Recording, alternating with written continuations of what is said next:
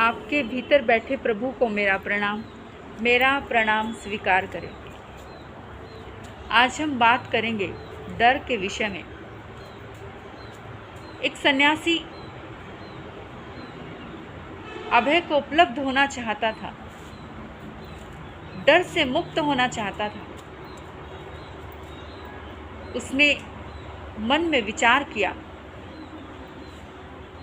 और एक जंगल में पहुंचा। जंगल में जाकर के उसने बहुत बड़ी एक रहने के लिए कुटिया बनाई और उसी में रहने लगा। धीरे धीरे करते करते उस सन्यासी की पूरे गांव में खबर फैल गई कि एक सन्यासी अभय को उपलब्ध हो चुका है। उसके पीछे से अगर शेर की गर्जना भी आए तो भी वो पीछे लौटकर नहीं देखता। इतना अभय को उपलब्ध हो गया, डरता ही नहीं। और अगर सांप उसके शरीर पर चलने लगे तो उसके रोंगटे खड़े नहीं होते, बिल्कुल उसको डर नहीं लगता। कितने भी भयानक जानवर की आवाज़ आए वो कभी पीछे लौटकर देखता नहीं। अभय को उपलब्ध हो चुका है। पूरे गांव में ये बात धीरे धीरे फैल गई और वो खबर सुनकर के एक युवा संत उस संत के पास पहुंचा, उस बूढ़े संत के पास पहुंचा और उसने कहा कि मैं आपकी खबर सुनकर के आया हूँ, बहुत दूर से चल कर के आया हूँ।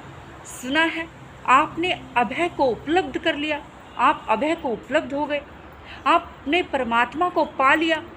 मुझे भी एक सूत्र दीजिए, मैं परमात्मा को पाना चाहता हूँ, मैं परमात्मा को देखना चाहता हूँ, मैं परमात्मा को फील करना चाहता हूँ। बूढ़े संत ने कहा, अगर परमात्मा को पाना है तो परमात्मा को पाने का एक ही सूत्र है कि भय से मुक्त हो जाओ। हमेशा से उसका यही उत्तर था, यही आंसर था कि अगर परमात्मा को पाना है तो भय से मुक्त हो जाओ। और जो भय से मुक्त हो जाता है उसके लिए परमात्मा के दरवाजे अपने आप ही खुल जाते हैं। और बूढ़ा संत ये बात कह ही रहा था, इतनी ही देर में पीछे से जोर से शेर की दहाड़ की आवाज़ आई। और जैसे ही शेर की दहाड़ की आवाज़ आई वो युवा संत पूरा कांप गया, डर गया। और जैसे ही डरा, बूढ़ा संत कहने लगा कि डरते हो, सन्यासी होकर के डरते हो? जो डरता है वो संत नहीं होता। उस युवा संत ने कहा, मैं तो डरता हूँ और मुझे अपने घर लौटना है, मुझे एक गिलास पानी दे दीजिए, घबराहट के मारे मुझे प्यास लगी है। बूढ़ा संत हंसा और अपनी कुटिया में गया।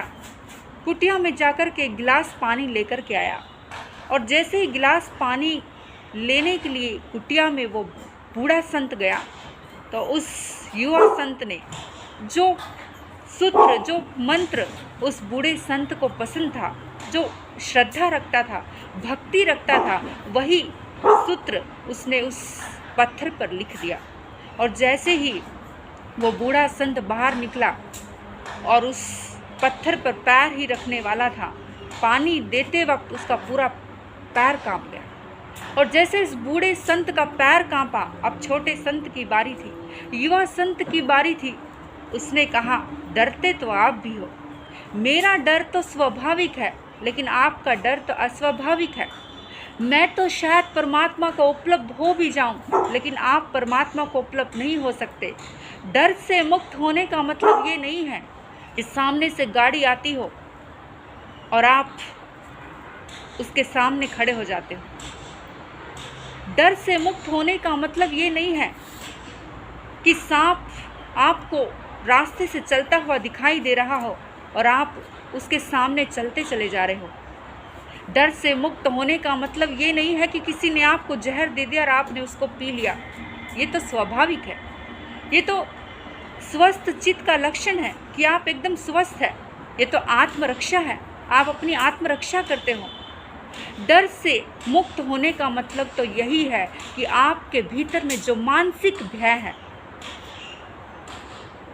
आपके भीतर में मन के जो भय है, मन का जो डर है कि अगर मैं रास्ते से जा रहा हूँ और मैंने अगर परमात्मा के मंदिर में हाथ नहीं जोड़े तो मेरा कुछ बुरा हो जाएगा, मेरे परिवार में सब कुछ खत्म हो जाएगा, मेरे परिवार में झगड़ा हो जाएगा, मेरा परिवार बर्बाद हो जाएगा।